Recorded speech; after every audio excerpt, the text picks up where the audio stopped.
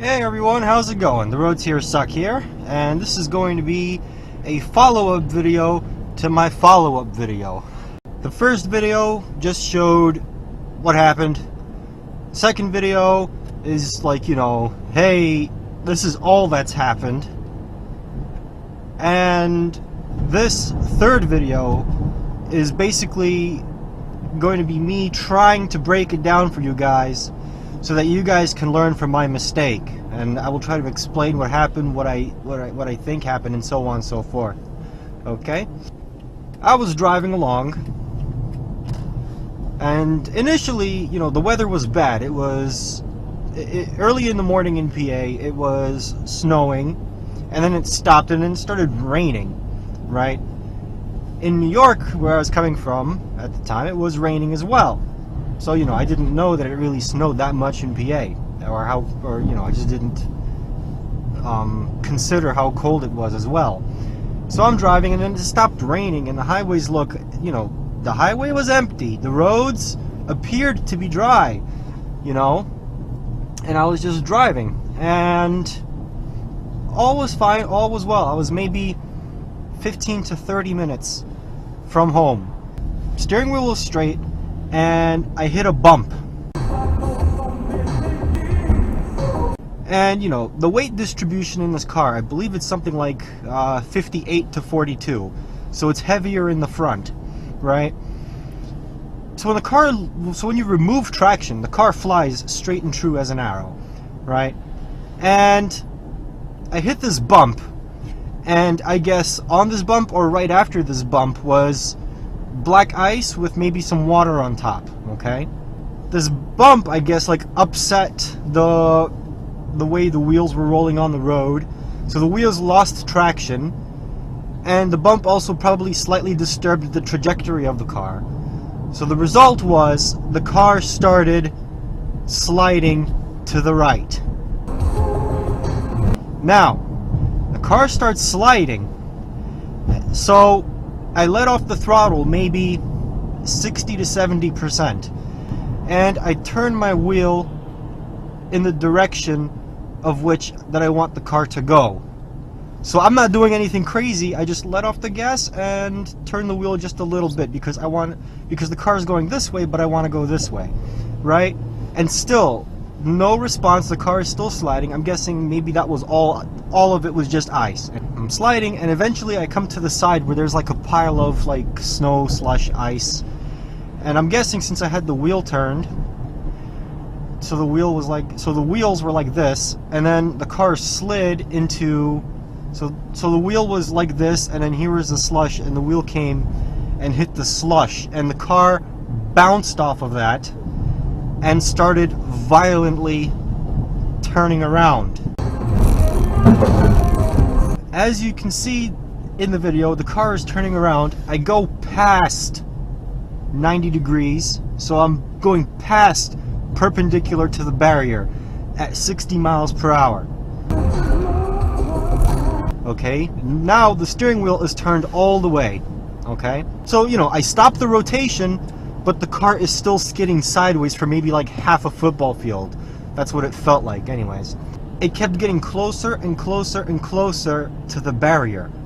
At one point, I was, half a foot from the front of my car and the barrier. It was that insanely close.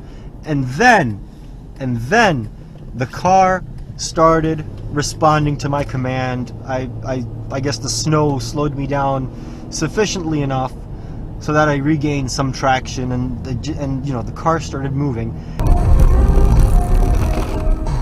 And if I had maybe 4 inches of extra space, I would have saved it and cleared it completely.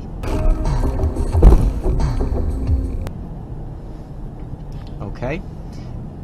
If I found myself in that situation again and I had to do it all over again, I think I would do pretty much everything exactly the same, except at the very end, I would maybe correct my steering one more time, 1 to 2 seconds earlier than I did. Maybe that would have made me less violently coming out and you know, the back end would have come out less violently and hit the barrier, I think. That might have saved me as well. But, note, that was one fucking hell of a save.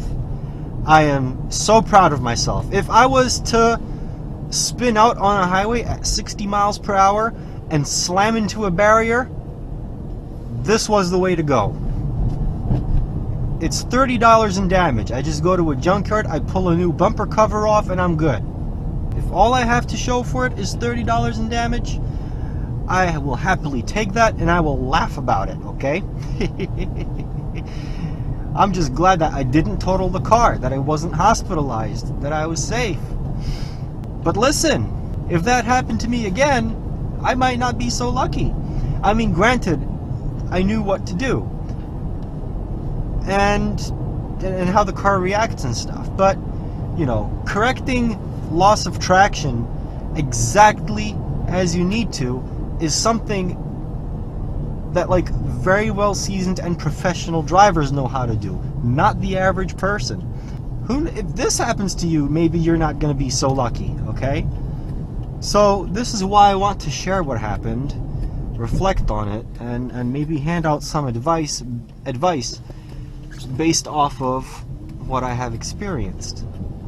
Now, the weather beforehand was such that, you know, seeing the lane markings was difficult.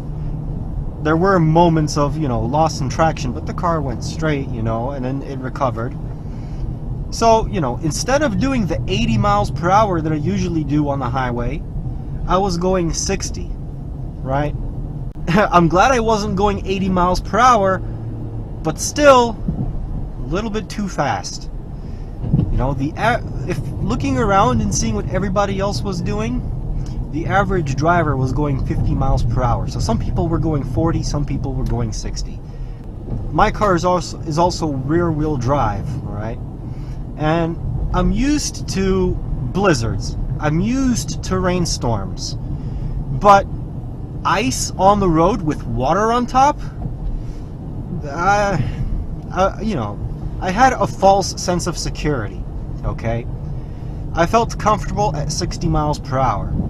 But all the other drivers were going, you know, slower on average. And I passed 3 accidents on the way. So I've had plenty of warning, okay? Plenty of, you know, hey, maybe I should slow down just a little bit. Just a little bit more. But it just didn't register with me that way, you know? It just felt well within my ability and the car's ability to handle 60 miles per hour on what seemed to be an empty highway with no cars on it, you know? And you know, and that turned out the way it did, unfortunately. So my number one advice is read up on how to save your car in the event of traction and stuff. And, you know, if you have the opportunity, practice, right? Practice in like an empty parking lot where you won't get arrested, okay? It's a life-saving skill to know how your car reacts when there's no traction. You may not master this on a professional level, but it definitely will go a long way in perhaps saving you and maybe your loved one's life if they're in the car with you. Fortunately, nobody was in the car with me, okay? Second, I would like to say, you know, slow it down. See what everybody else is doing, and maybe do not go faster than 10 miles per hour than the average person, okay? And take it easy, you know. Please notice, in the video that I was cool, calm, collected, okay? I wasn't panicking, I wasn't screaming, okay? Remember, the car is an object that can be replaced. Your priority number one is to ensure your and any of your occupants' survival. Priority number two then is saving the car. If you can save it, nice.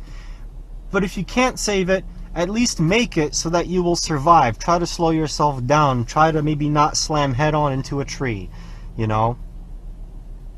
That's also important. Remain cool, remain calm, remain collected, okay? You will have an enormous adrenaline rush, but do not let fear take over. It's natural to have fear, but be like a computer. Just shut that shit off if you can, okay? You will likely be okay. Just don't slam head on into anything. Don't roll the vehicle. You'll be okay. And and what did I do afterwards? For some reason the car stalled out. I guess maybe the impact sent a vibration into the engine, maybe, and the engine stalled out, or perhaps the car had a sensor in it and detected a collision and the engine shut off as a safety thing so no fire would happen, but the airbags didn't deploy. Okay, maybe because I was drifting sideways, like past 90 degrees, maybe I rolled backwards, maybe the car stalled that way, I don't know. But I had to put the car in park, and I had to turn it off and turn it back on again to get moving. And notice where I was, okay? And immediately I started moving, okay? The car felt fine, so since it felt fine, like it wasn't going to cause another accident, I got off the highway as soon as possible, because one, I need to stop and assert the damage, but also I don't want to be responsible for a 50-car pileup, okay? If you slipped there, somebody else behind you could, okay? Especially if you're an obstruction now. So get the fuck off the highway, find a safe place to pull over, and inspect the damages. And man, oh man, I was so happy that it was only maybe 30 bucks in damage. That it was just the very, very edge, the very corner of the bumper. Look how close that was for me to maybe totaling the car, maybe being hospitalized.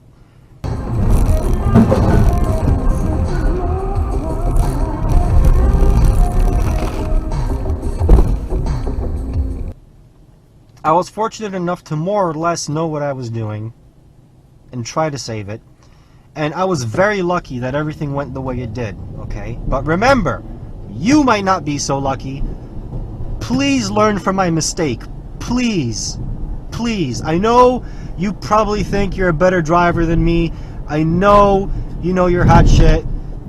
But please, I beg you, learn from my mistake. Keep cool. Keep collected. If you find yourself being very fast, much faster than other drivers, okay, maybe consider toning it down, especially if you're seeing a lot of accidents. Maybe if the weather was adverse just beforehand, even if everything looks fine and even if everything feels ordinary, have caution. I beg you. Thank you so much for watching. I hope this video makes sense. It's hard for me to put things and feelings and thoughts into words, but I'm trying my best.